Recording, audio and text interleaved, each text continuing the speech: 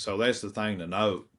We get asked a lot about because we'll move on coyotes a lot. Say if we howl at coyotes and they answer and they're too far off, or they answer and you keep calling, they don't come in. So we move, cut the distance, get close to them, then we call them back out. We always get asked, well, when you move on these coyotes, if they vocally responded, say to Boone, like you mentioned, Mm-hmm. what do you play when you get closer to them? Well, I'm going to play Boone again So they because it already. already generated a response, Yep. right?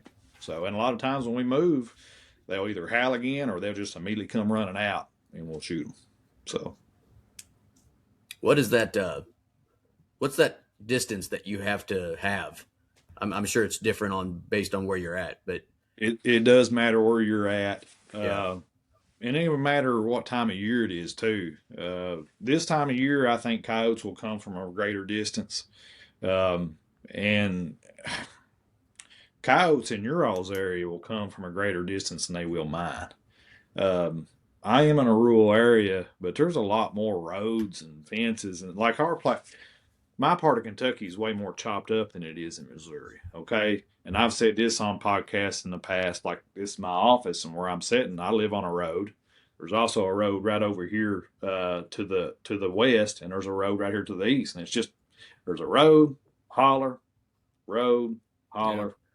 You know, well, if I've killed coyotes right here behind. There's a hayfield here behind the house goes down and draw. I've killed coyotes right here.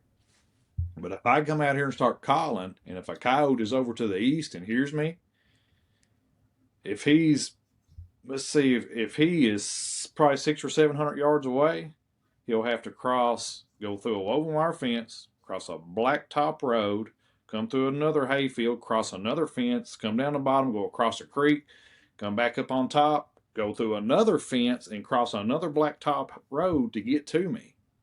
It ain't gonna happen. Right.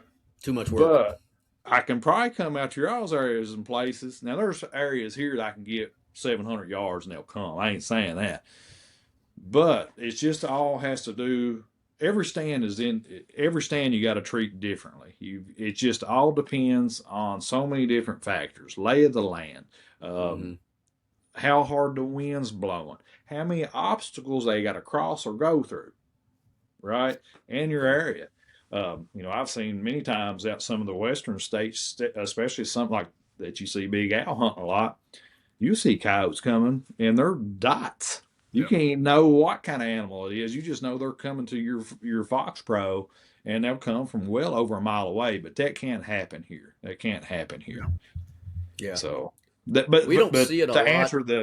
answer the question, I want to be within 400 or 500 yards of my coyotes. Okay, yeah, and obviously that changes during the day and night too, and what you have permission on. Yeah. At night I feel a lot more comfortable getting up and walking towards coyotes than I do during the day. I always feel Yeah. like I'm gonna get busted during the day. And you could. And you could. Yeah, especially if they reply, like you said, like if let's say you play Boone and they reply to you, the whole time I'm moving, I'm thinking, what if they're moving towards me right now? And I should have just stayed put, Yeah.